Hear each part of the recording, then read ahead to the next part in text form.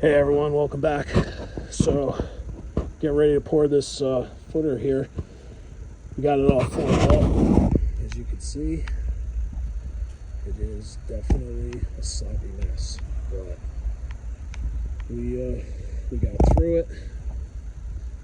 Scheduled to pour tomorrow, December 20th, 2023. Got our number 4 rebar running continuously through our footer. 3 runs. Got our horizontals tied across here every 4 feet. And we have our uprights. Also number 4 bar J-bends. They look a little something like this. Got our tied to the bar in the footer. And if you take a look, we got this 2x4 form board that's nailed to the spreaders. These boards here that run across the footer are spreaders. They help keep from pushing when it's filled with concrete. Keep the form from moving, balling out. Got this 2x4 tied right down the center here with some duplex nails bent over. Nice, easy, simple way to tie these uprights stiff for when we pour. If we take a look over here on the back side, we got the nails sticking out 12 inches on center. That's going to be our access point over there. So none of these bars are up because unfortunately with the layout and the amount of backfill, we cannot get a truck in here. So this all has to be pumped with a ground pump. So all these J-bends that have to go down the back side and the close side of this footer are all left out. You know, I'm sitting on the ground. We got them in line in the back here. So as they're pumping, all we gotta do is pull them, set them in along our nail here, and hammer the nail over, bend them, keep them upright. We got some water in this thing that we're gonna attempt to pump out when we pour. It's not as bad as it looks. It doesn't really even come over the top of your boot. So hopefully by tomorrow we got some more drainage, get it down to the point where it's not pushing and slopping all over the place on us, which is kind of what we want. But if you take a look in our corners here, we put a little diagonal on the corner, make it easy to get around.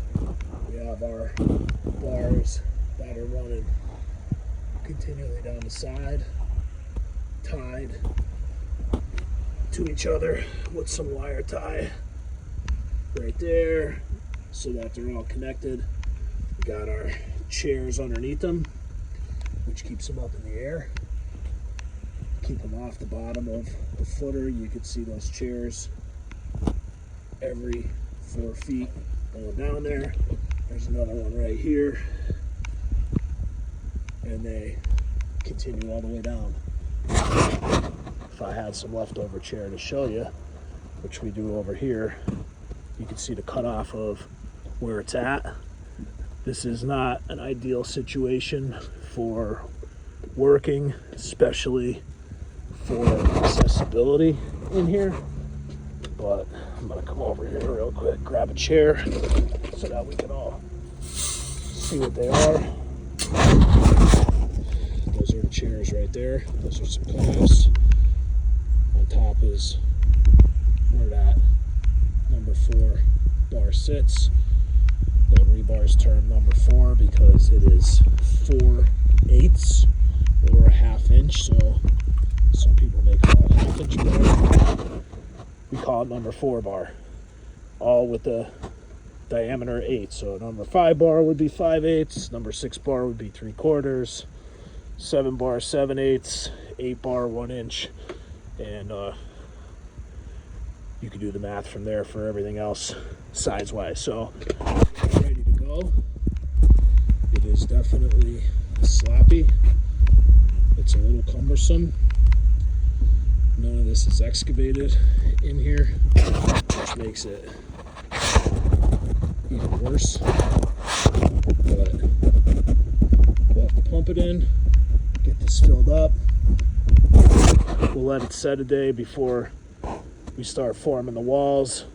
When we get to the house, where I tie the walls into the existing house foundation, being that this house is extremely old.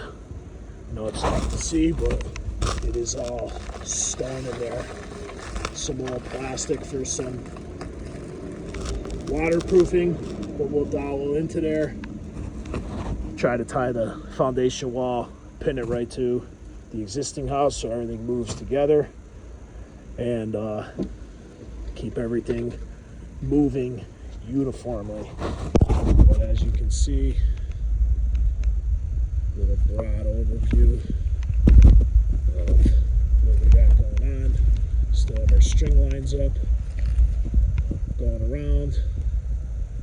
We'll have some concrete wall forms setting on top. The back side here will be 6 foot tall forms.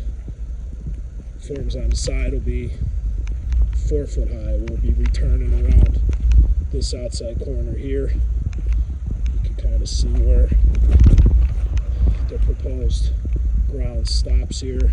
This will all be patio once again. Once we're done, we'll have a higher cheek wall in the back and across 2 sides, wrapping the corner, and everything else will be 4 foot, get us a little bit above grade to eliminate any water coming in. So next time you see me, hopefully you'll be able to walk on a finished footer, barring any emergencies. Still have to core drill this foundation to get a conduit through for my electrical service coming out here. I'm gonna plan on doing that once the footer's poured and the forms are stripped, so I'm not tripping over everything. But that's where we're at right now. Hopefully next time you see it, it looks a little bit different. So until next time, we'll see you again. Thanks.